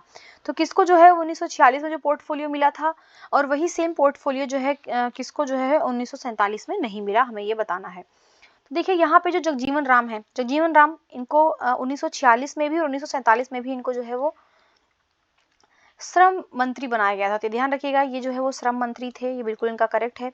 डॉक्टर राजेंद्र प्रसाद, देखिए जो डॉक्टर राजेंद्र प्रसाद थे इनको खाद्य और कृषि मंत्री थे। देखिए ये क्या थे, खाद्य एवं कृषि विभाग इनको दिया गया था और ये 1946 और 47 दोनों में दिया गया था, बिल्कुल करेक्ट है। एच सी भाभा, देखिए एच सी भाभा जो थे इनको वाणिज्य दिया गया था। ध्यान रखिएगा, इनको जो है 1947 में तो इनको वाणिज्य मिला था, परंतु 1946 में इनको जो है खान और विद्युत कार्य दिया गया था। ये ध्यान रखिएगा, खान एवं विद्युत कार्य। तो इनका जो है सेम नहीं था, तो इसका जो सही जवाब होगा तीन तो नहीं होगा। और जो सरदार बलदेव थे, देखिए जो सरदार बलदेव सिंह थे, इनको 1946 और 47 दोनों के ही पोर्टफोलियो में इनको रक्षा विभाग दिया गया था। तो यहाँ पे केवल देखिए कथन 3 वाला जो है वो सही नहीं, इसका जो सही जवाब होगा वो डी हो जाएगा इसका सही जवाब। नेक्स्ट हम लोग क्वेश्चन देखते हैं, क्वेश्चन नंबर 66। निम्नलिखित में से कौन सा आधिकारिक दस्तावेज भारत से संबंधित है? तो कौन सा आधिकारिक दस्तावेज जो है भारत से संबंधित है? तो इसका जो सही जवाब होगा वो हो जाएगा व्हाइट पेपर, श्वेत पत्र। सही जवाब इसका बी हो जाएगा। ये भारत सरकार या उसके किसी मंत्रालय के द्वारा किसी विषय पर विस्तृत एवं आधिकारिक विवरण क्षेत्र के रूप में जारी किया जाता है ये। नेक्स्ट है 67 number question. Council of scientific and industrial research का अध्यक्ष कौन है? तो council of scientific and industrial research, इसका अध्यक्ष जो है भारत के प्रधानमंत्री। इसका जो सही जवाब होगा वो सी हो जाएगा। नेक्स्ट हम देखते हैं क्वेश्चन 68 नंबर क्वेश्चन। राष्ट्रीय सुरक्षा समिति का प्रधान कौन होता है? देखिए जो राष्ट्रीय सुरक्षा समिति होता है, इसका जो प्रधान होता है एनएससी का, इसका जो प्रधान होता है वो भी राष्ट्रपति प्रधानमंत्री होता है। इसका जो सही जवाब होगा वो बी हो जाएगा। नेक्स्ट हम लोग देखते हैं क्वेश्चन 69 नंबर क्वेश्चन।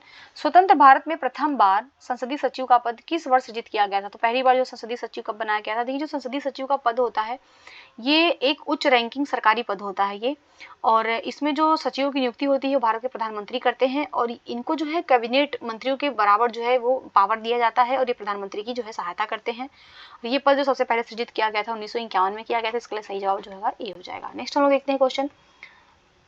नेक्स्ट है 70 नंबर क्वेश्चन। निम्नलिखित कथनों पर विचार करना है और बताना है भारत का महान्यायवादी के बारे में। देखिए भारत के महान्यायवादी अटॉर्नी जनरल की बात जो किया गया है ये अनुच्छेद, ध्यान रखिएगा, अनुच्छेद 76 के तहत किया गया है कि ये जो भारत का महान्यायवादी होगा ये देश का सर्वोच्च कानून अधिकारी होगा। तो यहाँ पे देख लेते हैं, लोकसभा की कार्रवाई में ये भाग ले सकता है। देखिए ये बिल्कुल भाग तो ले सकता है, और लोकसभा की किसी भी समिति का ये सदस्य हो सकता है, ये भी बिल्कुल करेक्ट है। और लोकसभा में ये बोल भी सकता है। लोकसभा में मतदान, देखिए ध्यान रखिएगा ये मतदान नहीं कर सकता है, ध्यान रखिएगा। इसको जो है बोलने का अधिकार है, भाग लेने का अधिकार है, किसी भी समिति का सदस्य होने का अधिकार है, परंतु इसको मतदान का अधिकार नहीं है। तो 4 नंबर यहाँ पे गलत हो जाएगा, केवल सही होगा 1, 2, 3। तो सी जो है इसका सही जवाब हो जाएगा। नेक्स्ट हम लोग देखते हैं क्वेश्चन 71 नंबर क्वेश्चन। लोकसभा के लिए निर्वाचन के बारे में लिखित में से कौन सा कथन जो है सही नहीं है? तो लोकसभा के निर्वाचन के बारे में पूछ रहा है। तो पहला है कि निर्वाचन जो है वो वयस्क मताधिकार के आधार पर होता है। तो लोकसभा का जो निर्वाचन होता है वयस्क मताधिकार पे होता है, बिल्कुल करेक्ट है। निर्वाचन का संचालन निर्वाचन आयोग करता है, ये बिल्कुल करेक्ट है। निर्वाचन जो है वो निर्वाचन आयोग जो है वो निर्वाचन का संचालन करेगा। और निर्वाचनों के लिए मतदाताओं की सूची को राष्ट्रपति के निर्देशन और नियंत्रण में तैयार किया जाता है। देखिए ये जो है गलत हो गया, क्यों? क्योंकि जो निर्वाचन के लिए जो मतदाता सूची तैयार की जाएगी वो जो इलेक्शन कमीशन है उसके निर्देशन और नियंत्रण में तैयार किया जाता है, ना कि राष्ट्रपति में। और डी है, निर्वाचन आयोग के अनुरोध पर राष्ट्रपति निर्वाचन आयोग को उसके कार्य निर्वहन के लिए आवश्यक कर्मचारी वृंद उपलब्ध कराता है। ये बिल्कुल करेक्ट है। यहाँ पे क्या सही नहीं है? तो सी वाला सही नहीं है, इसलिए इसका सही जवाब जो है वो सी हो जाएगा। निर्वाचन आयोग की बात संविधान में कहाँ किया गया है? तो ध्यान रखिएगा जो निर्वाचन आयोग की संविधान में बात किया गया है वो अनुच्छेद 324 से, ध्यान रखिएगा अनुच्छेद जो है वो 324 के तहत जो है निर्वाचन आयोग की बात किया गया है। नेक्स्ट हम देखते हैं 72 नंबर क्वेश्चन।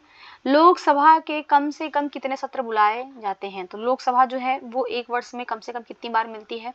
देखिए जो अनुच्छेद 85 है, अनुच्छेद 85 है, इसके तहत जो है लोकसभा के एक सत्र की अंतिम बैठक और जो आगामी सत्र की प्रथम बैठक होती है उसके बीच में जो है 6 माह का से अधिक का गैप नहीं होना चाहिए। अर्थात अगर हम एक वर्ष में देखें तो ये एक वर्ष में जो है वो 2 बार बुलाए जाएंगे, जिसका सही जवाब जो बी हो जाएगा। नेक्स्ट देखते हैं 73 नंबर क्वेश्चन। भारत में लोकसभा का स्पीकर या अध्यक्ष है, तो भारत में लोकसभा का अध्यक्ष कौन है? देखिए जो लोकसभा का अध्यक्ष होता है वो चयनित किया जाता है, चूज किया जाता है, इसलिए इसका जो सही जवाब होगा वो बी हो जाएगा। नेक्स्ट हम लोग देखते हैं क्वेश्चन, नेक्स्ट है 74 नंबर क्वेश्चन। प्रोटेम स्पीकर का कर्तव्य होगा। ये जो प्रोटेम स्पीकर होता है इसका कर्तव्य जो होता है वो जो नवनिर्वाचित सदस्य आते हैं उनको शपथ दिलाना होता है, इसका जो सही जवाब होगा वो बी हो जाएगा। नेक्स्ट हम लोग देखते हैं क्वेश्चन 75 नंबर क्वेश्चन। लिखित कथनों पर विचार करना है, बताना कौन सा सही है। तो पहली लोकसभा में विपक्ष में सबसे बड़े राजनीतिक दल जो स्वतंत्र पार्टी था, तो देखिए ये तो गलत हो गया। क्यों? क्योंकि जो पहली लोकसभा निर्वाचित हुई थी और ये कब हुआ था? तो ध्यान रखिएगा जो प्रथम चुनाव हुए थे भारत में वो 489 सीटों में ये चुनाव हुए थे, जिसमें जो सबसे बड़ी पार्टी थी कांग्रेस, भारतीय राष्ट्रीय कांग्रेस, उसने जो है 364 सीटें प्राप्त की थी। और दूसरे स्थान पर जो 16 सीटें प्राप्त करने वाली पार्टी थी वो थी communist party of India, CPI थी। और इसी सीपीआई को जो है वो नेता प्रतिपक्ष का मान्यता दिया गया था। तो इसका जो है पहला गलत हो गया, क्यों? क्योंकि वो स्वतंत्र पार्टी नहीं थी बल्कि कम्युनिस्ट पार्टी ऑफ इंडिया थी। सेकंड है, लोकसभा में नेता प्रतिपक्ष को सर्वप्रथम 1969 में मान्यता दिया गया था। देखिए ये बिल्कुल करेक्ट है, इसको जो है 1969 में मान्यता दिया था। और लोकसभा में यदि किसी दल के न्यूनतम 75 सदस्य न हो तो उस नेता को नेता प्रतिपक्ष के रूप में मान्यता नहीं मिल सकती। देखिए ये गलत है, क्योंकि अगर किसी भी पार्टी को नेता प्रतिपक्ष के रूप में मान्यता तभी मिलेगी जब वो जो चुनाव हुआ है वो लोकसभा के चुनाव का कम से कम जो है वो 10% जो है वो सांसद उसके पास होने चाहिए। तो यहाँ पे हम देखते हैं पहला भी गलत हो गया, थर्ड भी गलत हो गया, केवल 2 सही है। तो इसका जो सही जवाब होगा वो बी सही जवाब हो जाएगा, केवल कथन 2 जो है वो सही है। नेक्स्ट है क्वेश्चन 76 नंबर क्वेश्चन, राज्यसभा के सदस्य बनने हेतु अर्हताओं के संबंध में निम्नलिखित कथनों पर विचार करना है, बताना कौन सा उत्तर जो है सही है। तो ये राज्यसभा की बात कर रहा है। राज्यसभा की बात संसद में कहाँ पे किया गया है? तो संसद में जो राज्यसभा की बात किया गया है, संविधान में सॉरी, वो किया गया अनुच्छेद 80 के तहत। अनुच्छेद 80 के तहत जो है वो राज्यसभा की बात किया गया है। और इसमें जो राज्यसभा के सदस्य बनना है तो उनकी उम्र जो है कम से कम 30 वर्ष होनी चाहिए। ये बिल्कुल करेक्ट है। और जहां से अभ्यर्थी को निर्वाचित किया जाना है उस राज्य की मतदाता सूची में मतदाता के रूप में पंजीकृत होना चाहिए। देखिए ये 2006 से पहले 2003 से पहले ये प्रावधान था कि अगर कोई व्यक्ति जो है राज्यसभा का चुनाव लड़ रहा है तो उस राज्य की मतदाता सूची में उसका नाम होना चाहिए। परंतु 2003 के संशोधन के द्वारा जो है इसको समाप्त कर दिया गया। अब ऐसा नहीं है, वो व्यक्ति का नाम जो है किसी भी राज्य की मतदाता सूची में हो सकता है। तो ये तो गलत हो गया। थर्ड है, राज्य के अंतर्गत लाभ का पद धारित नहीं होना चाहिए। तो बिल्कुल करेक्ट है, लाभ का पद नहीं होना चाहिए। तो यहाँ पे 1 और 3 सही है। तो इसका जो सही जवाब होगा वो 20 का सही जवाब हो जाएगा। नेक्स्ट है क्वेश्चन 77 नंबर क्वेश्चन, निम्नलिखित में से कौन सा एक कथन राज्य सूची के विषय के संबंध में विधि बनाने की संसद की शक्ति के बारे में सही नहीं है। देखिए यहाँ पे बात किया जा रहा है जो राज्यसभा की स्पेशल पावर है, जो अनुच्छेद 249 के बारे में बात किया जा रहा है। अनुच्छेद 249 क्या है कि यदि राज्यसभा अपने उपस्थित एवं मत देने वाले सदस्यों के कम से कम 2/3 बहुमत से कोई संकल्प जो है पारित करके जो राज्य सूची के किसी विषय पर विधि बनाने की जो शक्ति होती है, अगर वो संसद को देती है तो संसद जो है उस पर कानून बना सकती है। और वो कानून जो है वो संपूर्ण भारत में भी लागू हो सकता है या भारत के किसी एक भाग में भी लागू हो सकता है। तो यहाँ पे जो है वो राज्यसभा के स्पेशल पावर की बात किया जा रहा है। तो चलिए हम ऑप्शन देख लेते हैं। राज्यसभा को घोषित करना होगा कि ऐसा राष्ट्रीय हित में है, बिल्कुल करेक्ट है ये। और राज्यसभा को उपस्थित और मत देने वाले सदस्यों में से कम 2/3 सदस्यों के द्वारा उस संकल्प को पारित होना चाहिए, तो भी बिल्कुल सही है। और ऐसी विधि या तो संपूर्ण भारत या उसके किसी भाग में लागू हो सकती है, बिल्कुल करेक्ट है। और फोर्थ है कि राज्य सूची में सम्मिलित विषय के संबंध में राष्ट्रीय हित में विधि केवल राज्यसभा बना सकती है। नहीं, राज्यसभा नहीं है, अभी हमने क्या बोला कि वो पास करके संसद को देगी और संसद अर्थात जो लोकसभा है वो उसमें जो है विधि बनाएगी। तो इसका जो कौन सा सही नहीं है, तो डी वाला जो सही नहीं है, तो इसका सही जवाब डी हो जाएगा। नेक्स्ट हम देखते हैं 78 नंबर क्वेश्चन। 78 नंबर क्वेश्चन है, यदि सरकार राज्यसभा में पराजित हो जाए तो क्या होता है। देखिए अगर सरकार राज्यसभा में पराजित हो जाएगी तो कुछ नहीं होगा, सही जवाब इसका जो है डी हो जाएगा। उपयुक्त में से कुछ भी नहीं, क्योंकि जो सरकार होती है वो लोकसभा के प्रति उत्तरदायी होती है। नेक्स्ट हम देखते हैं क्वेश्चन नंबर 79, निम्नलिखित कथनों में से कौन एक भारत के संविधान की चौथी अनुसूची को सही से वर्णित करता है। तो भारत में टोटल कितनी अनुसूचियां हैं, तो टोटल जो है 12 अनुसूचियां हैं।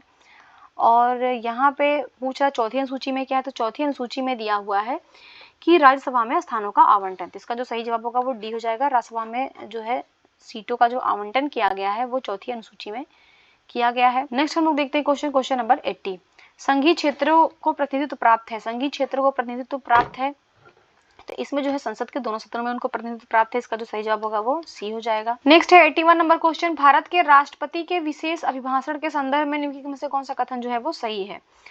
तो पहला है कि राष्ट्रपति लोकसभा के साधारण निर्वाचन के पश्चात प्रथम सत्र और प्रत्येक वर्ष के प्रथम सत्र के आरंभ में संसद के दोनों सदनों की संयुक्त बैठक को जो है संबोधित करता है। तो बिल्कुल करेक्ट है, ये बात किया गया है संविधान के अनुच्छेद 87 के अंतर्गत कि राष्ट्रपति जो है वो लोकसभा के लिए प्रत्येक जो आम निर्वाचन होगा उसके पश्चात जो है उसके प्रारंभ में और प्रत्येक वर्ष के सत्र प्रारंभ में जो है संयुक्त बैठक बुलाएगा लोकसभा राज्यसभा की, और वहां पे भाषण देगा और वो अपने अभिभाषण का जो है कारण भी बताएगा। तो अभिभाषण राष्ट्रपति अपने भाषण के संबंध में संसद को उसके आह्वान का कारण भी सूचित करता है। यहाँ पे दोनों स्टेटमेंट बिल्कुल करेक्ट है, जिसका जो सही जवाब होगा वो सी इसका सही जवाब हो जाएगा। नेक्स्ट हम देखते हैं क्वेश्चन 82 नंबर क्वेश्चन, भारत के संविधान में लिखित में से क्या कथित है। तो क्या चीजें जो है भारत के संविधान में कथित हैं ये देखना है हमें। तो पहला कि राष्ट्रपति संसद के किसी भी सदन का सदस्य नहीं होगा। तो ये देखिए सदस्य तो नहीं होता है, बिल्कुल करेक्ट है ये। सेकंड है कि संसद जो है वो राष्ट्रपति और उसके 2 सदनों से मिलकर बनी होगी। ये बिल्कुल करेक्ट है। जो संसद है वो 3 लोगों से मिलकर बनी होती है। एक में तो राष्ट्रपति होता है, फिर लोकसभा होती है और राज्यसभा होती है। तो यहाँ पे हम देखते हैं तो दोनों स्टेटमेंट बिल्कुल करेक्ट है। इसका जो सही जवाब होगा वो बी हो जाएगा। 1 और 2 दोनों जो है करेक्ट है। नेक्स्ट है 83 नंबर क्वेश्चन, संसद के अधिकारियों में सम्मिलित है। संसद में कौन कौन से अधिकारी आते हैं? अध्यक्ष लोकसभा, उपाध्यक्ष लोकसभा, महासचिव लोकसभा, अध्यक्ष राज्यसभा। देखिए इसका जो सही जवाब होगा वो डी हो जाएगा। ये सब सभी अधिकारी हैं, ये संसद के अधिकारियों के अंतर्गत आते हैं। 84 नंबर क्वेश्चन है, संसद विधानसभा के किसी सदस्य की सदस्यता तब समझी जाती है जब वह बिना सदन को सूचित किए अनुपस्थित रहता है। देखिए जो भी कोई संसद या विधानसभा का सदस्य है, अगर वो बिना सूचना दिए जो है 60 दिन से अधिक अनुपस्थित रहता है तो उसकी सदस्यता समाप्त समझी जाती है। तो इसका जो सही जवाब होगा वो ये हो जाएगा 60 दिन। और ये कहाँ पे किया गया है, तो भी ध्यान रखिएगा, ये संविधान का जो अनुच्छेद 101 है उसके तहत ये बात किया गया है। 101 जो है वो संसद के संबंध में है लोकसभा में, और जो राज्यों की जो विधानसभा है उसके संबंध में 190 है, अनुच्छेद 190। नेक्स्ट क्वेश्चन 85 नंबर क्वेश्चन, संविधान के किस अनुच्छेद के अंतर्गत न्यायालयों द्वारा संसद की कार्रवाइयों की जांच करना प्रतिबंधित है? तो न्यायालय जो है वो संसद की कार्यवाही की जांच नहीं कर सकता, ये बात किया गया है अनुच्छेद 122 के तहत। इसका जो सही जवाब होगा वो बी हो जाएगा। नेक्स्ट देखते हैं 86 नंबर क्वेश्चन, निम्नलिखित में से किनको लोकसभा और राज्यसभा दोनों के निर्वाचनों में मत देने का अधिकार है? तो किसको मत देने का अधिकार है? तो संसद के निम्न सदन में निर्वाचित सदस्यों को नहीं। तो इसका देखिए जो सही जवाब होगा वो हो जाएगा डी, इसका सही जवाब। राज्य विधानमंडल के निम्न सदस्य के निर्वाचित सदस्यों को जो है लोकसभा और राज्यसभा दोनों की ही निर्वाचन कार्यवाही में भाग लेने का अधिकार है। नेक्स्ट हम लोग देखते हैं 87 नंबर क्वेश्चन। 87 नंबर क्वेश्चन है, अध्यक्ष सदन के किसी भी सदस्य को बोलने से रोक सकता है और अन्य किसी सदस्य को बोलने दे सकता है। यह घटना कहलाती है। घटना क्या कहलाती है? तो ये घटना जो है वो एल्डिंग ऑफ फ्लोर कहलाती है, बैठ जाना। सही जवाब जो इसका डी हो जाएगा। नेक्स्ट हम देखते हैं क्वेश्चन 88 नंबर क्वेश्चन, संविधान के किस प्रावधान में कहा गया है कि विधि के प्राधिकार के बिना ना तो कोई कर लगाया जा सकता है और न ही एकत्रित किया जा सकता है? ये बात किया गया अनुच्छेद 265 के तहत। इसका जो सही जवाब होगा वो ए हो जाएगा। नेक्स्ट हम लोग देखते हैं क्वेश्चन नंबर 89 नंबर क्वेश्चन है, आर्थिक सर्वेक्षण प्रतिवर्ष संसद में प्रस्तुत किया जाता है। देखिए जो इकोनॉमिक सर्वे है ये प्रतिवर्ष संसद में कब प्रस्तुत किया जाता है? ये आगामी वर्ष के बजट के प्रस्तुतिकरण के पहले किया जाता है। इसका जो सही जवाब होगा वो ए हो जाएगा। नेक्स्ट है 90 नंबर क्वेश्चन, लेखा अनुदान वोट ऑन अकाउंट सरकार को अनुमति प्रदान करता है। जी लेखा अनुदान जो होता है, जो संविधान का अनुच्छेद 116 है, अनुच्छेद 16 के तहत जो विनियोग विधेयक है जिसको बजट कहा जाता है, जब वो पारित हो जाएगा तभी सरकार को पैसे मिलते हैं। अगर वो पारित नहीं हो रहा है बजट और सरकार को पैसे की जरूरत है तो इसके लिए जो है निश्चित अवधि के लिए भारतीय संचयी निधि से जो धन निकालने के लिए वोट ऑन अकाउंट किया जाता है। तो इसका जो सही जवाब होगा वो डी हो जाएगा, सही जवाब। नेक्स्ट हम देखते हैं क्वेश्चन नंबर 91, सूची 1 को सूची 2 के साथ सुमेलित करना है, सही उत्तर बताना है। तो यहाँ पे देखिए लोक लेखा समिति किससे संबंधित है? तो ये जो है वित्तीय समिति है। याचिका समिति के संबंधित है तो ये कार्यकारी समिति है। स्टॉक बाजार स्कैम संयुक्त समिति जो है ये किससे संबंधित है? ये जो है ये तदर्थ समिति है। और विभागीय समिति कैसी समिति है? तो ये स्टैंडिंग समिति है। इसका जो सही मैच हो जाएगा वो सी, इसका जो सही जवाब हो जाएगा 3, 4, 1, 2। नेक्स्ट हम देखते हैं क्वेश्चन नंबर 92, सूचना का अधिकार है। सूचना का अधिकार कैसा अधिकार है? तो ये एक मूल अधिकार है और विधिक अधिकार भी है। इसका जो सही जवाब होगा वो सी हो जाएगा। ए एंड बी दोनों जो है करेक्ट है। सूचना का अधिकार जो आया था ये कब आया था? तो ये 2005 में आया था। 2005 में संसदीय अधिनियम के तहत जो है इसको विधिक अधिकार बनाया गया था। और जो सुप्रीम कोर्ट है वो आर्टिकल 19 के तहत जो है इसको मूल अधिकार का भी दर्जा देती है। नेक्स्ट हम देखते हैं क्वेश्चन 93 नंबर क्वेश्चन, भारत के वित्त आयोग के संदर्भ में कौन सा कथन सही है? तो वित्त आयोग से संबंधित बताना है। तो इसका जो सही जवाब होगा वो हो जाएगा कि वह अवसंरचना विकास हेतु विदेशी पूंजी अंतर्प्रवाह प्रोत्साहित करता है वित्त आयोग, और वह सार्वजनिक क्षेत्र के प्रतिष्ठानों में समुचित वित्त वितरण सुगम बनाता है, और वह वित्तीय प्रशासन में पारदर्शिता सुनिश्चित करता है। ये तीनों चीजें जो है वित्त आयोग से संबंधित। इसका जो सही जवाब होगा वो डी हो जाएगा। वित्त आयोग की बात संविधान में कहाँ पे किया गया है? तो अनुच्छेद 280 के तहत जो है वित्त आयोग की बात किया गया है। नेक्स्ट हम देखते हैं क्वेश्चन नंबर 94, विधि आयोग के किस अध्यक्ष ने अपनी रिपोर्ट में समर्थन किया है कि प्रत्येक उच्च न्यायालय के 1/3 न्यायाधीश दूसरे राज्य से होने चाहिए? कि विधि आयोग के किस अध्यक्ष ने अपनी रिपोर्ट में ये बात कहा था? तो ये बात कहा था न्यायाधीश HR खन्ना ने। तो इसका जो सही जवाब होगा वो सी हो जाएगा। HR खन्ना ने ये बात बोला था। नेक्स्ट हम लोग क्वेश्चन देखते हैं क्वेश्चन नंबर 95 नंबर क्वेश्चन है, जिला न्यायाधीश शब्द संविधान के किस अनुच्छेद में आया? तो जिला जो न्यायाधीश शब्द है ये संविधान के किस अनुच्छेद से संबंधित है? अनुच्छेद 233 से संबंधित है। इसका जो सही जवाब होगा डी हो जाएगा। भारतीय संविधान के भाग 6 के अनुच्छेद 233 में जो है वो जिला न्यायाधीश शब्द का उल्लेख किया गया है, जिसके अंतर्गत जिला न्यायाधीशों की जो है नियुक्ति का प्रावधान है। नेक्स्ट हम देखते हैं 96 नंबर क्वेश्चन, भारत में चलित न्यायालय इनका मानस पुत्र है। तो जो भारत में जो चलित न्यायालय का प्रारंभ किया गया है, जो मोबाइल कोर्ट का प्रारंभ किया गया है, वो किसने उसको जो है, किसके दिमाग की वो उपज है, तो ये प्रारंभ किया था डॉक्टर एपीजे अब्दुल कलाम ने। इसका जो सही जवाब होगा वो सी हो जाएगा। नेक्स्ट हम देखते हैं क्वेश्चन 97 नंबर क्वेश्चन, उच्च न्यायालय के न्यायाधीशों के वेतन और भत्ते दिए जाते हैं। तो जो उच्च न्यायालय के न्यायाधीश होते हैं उनके वेतन और भत्ते कहाँ से दिए जाते हैं, तो ये राज्य की समेकित निधि से दिए जाते हैं। परंतु जो इनको पेंशन दी जाती है, ध्यान रखिएगा, जो पेंशन दिया जाता है वो भारत की समेकित निधि से दिया जाता है। भारत की जो संचित निधि है उसके तहत जो है इनको पेंशन दिया जाता है। नेक्स्ट हम देखते हैं 98 नंबर क्वेश्चन, राष्ट्रीय आपातकाल में लोकसभा की अवधि है। तो जो राष्ट्रीय आपातकाल में जो लोकसभा की अवधि है वो कब बढ़ाई जाती है। देखिए, जो लोकसभा की अवधि बढ़ाई जाती है, इसका जो सही जवाब होगा वो डी हो जाएगा। आपातकाल की समाप्ति तक बढ़ाई जा सकती है, लेकिन एक समय में केवल 1 वर्ष के लिए ही बढ़ाई जा सकती है। इसका सही जवाब जो है वो डी हो जाएगा।